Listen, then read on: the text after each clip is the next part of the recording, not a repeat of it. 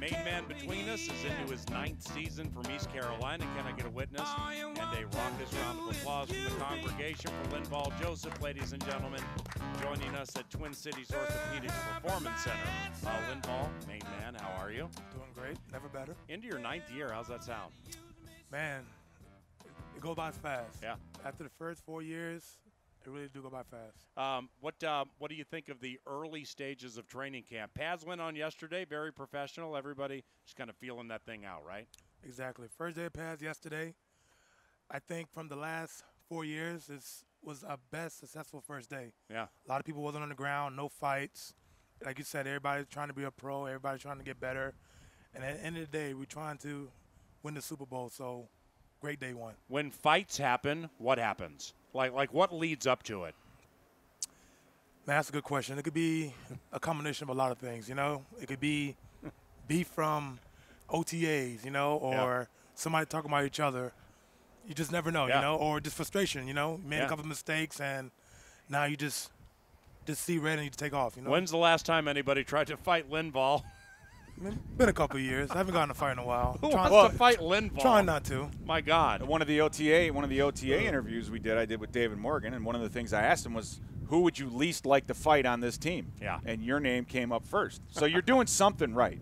Because if a guy's if he's frustrated and wants to get into a fight, he's going to get up and see 9-8 and go, okay, I got to find somebody else. But let's see if Linval can validate this.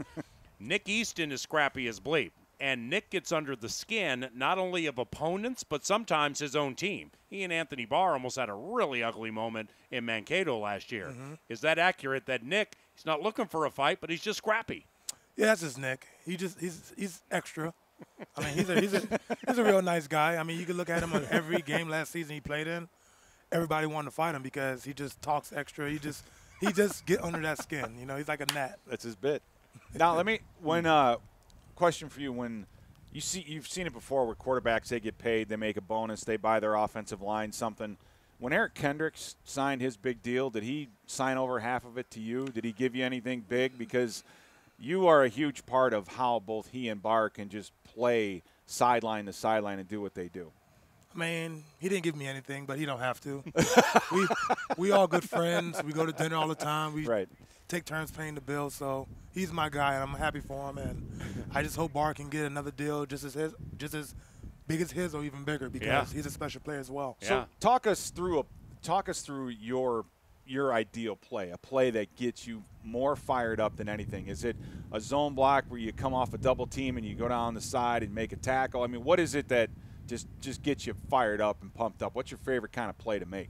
I mean, to be honest with you, any play that I can make and to get the team fired up, because with this team, we all feed off of one another. So offense, defense, special teams, once you see a big play, that gets you fired up. So if I could start a game off on a first down and go out and make a tackle for loss, or really thump a guy, that get everybody fired up, everybody's behind my back, and now we're ready to go. Is Daniil still mad at you?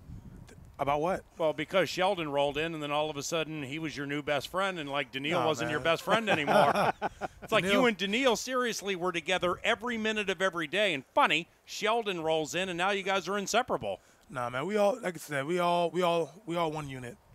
Hopefully this year Sheldon can get a part of our Friday dinners and just our hangout moments, because at the end of the day, that's how you learn, that's how you play better, by being around each other, and that's what I'm hoping to see. What do you like about Sheldon at the defensive tackle, but it's called 3 technique? What do you like about it?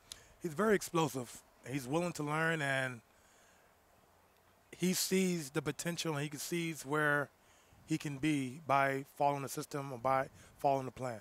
Yeah. Peter? What have you seen out of the young guy, Mike Hughes? Mike Hughes, very athletic. He's fast. He's vocal. Most rookies, when they first come in, they really don't talk that much, but he wants to learn, so he's asking questions. He's picking T-New's brain, and that's very good to do, you know, because when you're a rookie, when I was a rookie, a lot of guys didn't want to help me. I had to visualize, learn, and do extra film work, and eventually I got it, you know. So this team is different. When the rookies come in, we take them on our wing, we talk to them, we try to help them, we try to help them for success.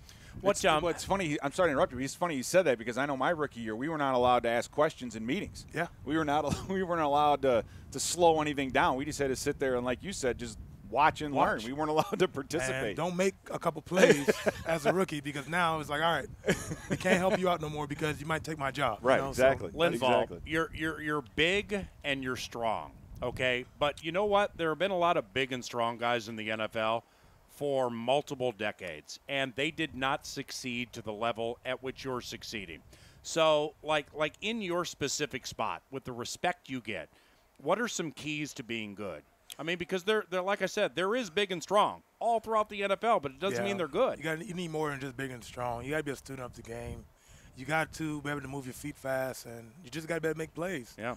At the end of the day, if you can't make plays, you won't have a job. So I tell myself every day, a new Linval is coming to the league, and I have to make sure I'm outdoing the new Linval. So that's just what it is. The way things ended last year, what bugged you most about the way it ended? I mean, you got blown out in the NFC title game, and you're a past Super Bowl champion. Mm-hmm. I mean, I won't say bug me.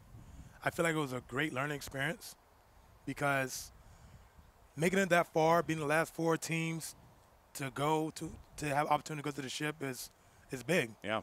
And playing against the Saints, that was a big game, and that catch took a lot of energy out of us. And I was trying to tell everybody, you got to put it behind us. We got to stay focused. And I guess that kind of override everything of last year. So we learned a valuable lesson. Completely agree. You learn a valuable lesson, and now we know we've been there before, and now we know how we have to prepare for that final game. You guys come back from the week off into the Saints game. You run into the facility to Winter Park on Wednesday ready for practice. Everybody's jumping around, screaming, unbelievably excited. As good a week of practice up to a game in my decade and a half with this team as I've ever seen. Then you went on the Miracle. Mentally and physically, people were tired. A lot of distractions during the court. I mean, like, everybody's there because you're a step from the Super Bowl, and you know that's part of being good, having people want to talk to you and do stuff with you. But a lesson was learned, right? A valuable lesson was learned, and the Eagles was a good team. Last year, the Eagles was a great team. Yep, good offensive line. They had a good game plan against us. They executed. Nick Foles did a great job, and the rest is pretty much history. They went to the Super Bowl and won, so I don't feel bad because I actually went to the Super Bowl. I've never been to any type of football game in the stands. That was my first game going to, and actually watching the game and just calling calls up from the stands was pretty fun. It was pretty good. Last 2 for Linval. Now, you've been working with Andre Patterson for quite some time now. Tell me what he brings to you, to your technique, to your game, and what's it like working with a guy who's been coaching in this league a very, very long time? I mean, he's a student of the game. He sees everything. If I have any question, if I make any mistakes, he will come to me and let me know because at the end of the day, we play this game to be perfect, you know, and it's hard to be perfect. So when you have a guy like Coach Patterson on your back telling you, you can do this, you can do this, you can do that, and sometimes it goes in one ear out the other, but with me, I want to be great. I want to be a role model. I want everybody to look at me and be like, man, why is his technique so good?